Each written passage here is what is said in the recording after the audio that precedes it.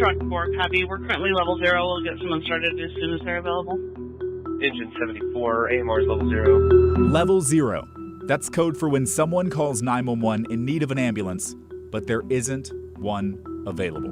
Engine 4, AMR is level 0. AMR is level 0. 25, AMR is level 0. Around midnight on the morning of Friday, April 28th, all working ambulance crews in Multnomah County were tied up.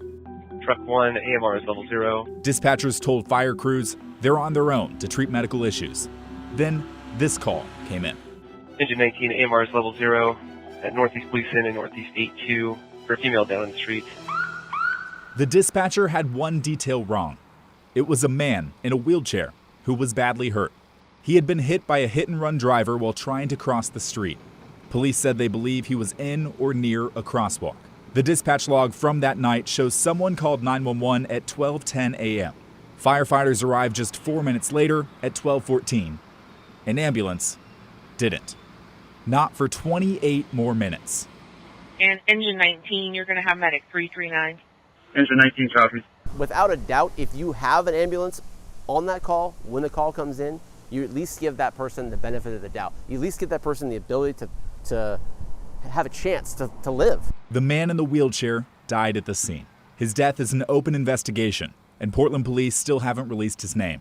The American Medical Response ambulance left just 5 minutes after getting there. Transport to the hospital was no longer viable. I've been reporting on these slipping standards in emergency response. See, Multnomah County contracts with AMR, and for months and months, AMR has failed to respond to emergencies on time, typically within about 8 minutes. That puts a lot of pressure on fire crews to get there quickly and to stabilize the patient, something I asked Multnomah County EMS Medical Director Dr. John Jew about back in March. The fire department is basically doing their job in stabilizing the patients before AMR gets there. Is that too much of a strain or reliance on the fire crews getting there when they do? It is, because honestly, the fire crews have their hands full. But firefighters are also limited. They can't transport patients. Even though every firefighter is at least EMT certified, they don't have the same resources as an ambulance crew, and nothing close to a hospital. In March, Jew said late arriving ambulances had not affected the medical outcomes for people in need of emergency care. We have not seen any significant clinical degradation. We've been, quote unquote, knock on wood, lucky. And this is a situation we're trying to remedy right now here as well. But this case tells a different story. You know, the ambulance takes as long as this one did to get there. It's really terrible. We can't just be okay with that. You know, as firefighters, we have to, speak up when we see something that's wrong, and this is wrong. Isaac McLennan is a longtime firefighter and president of the Firefighters Union. He talked to the crew who responded that night. The general impression of the crew is, when they saw that this person was in dire need of immediate treatment, and so much so that they appeared lifeless, but they weren't.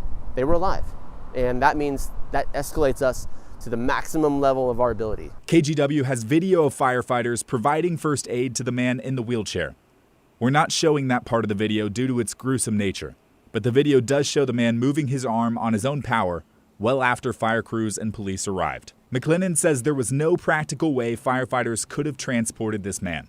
He needed an ambulance, but that took too long. More and more, day after day, we're seeing this level 0 pop up, and as firefighters, we're just getting frustrated. And this is a highly dangerous situation, and it should be unacceptable for not only just for firefighters, it should be unacceptable for everybody who lives in this community. Ambulance provider AMR sent me a statement saying they are reviewing this incident to better understand what happened, and the company is committed to responding to all calls in a timely manner. But I know from my previous reporting on this topic, AMR says it's struggling with paramedic staffing, and they blame staffing shortages for delayed response times. Plus, I'm currently working through data that shows just how many times AMR has been at level 0 so far this year, with no ambulances available.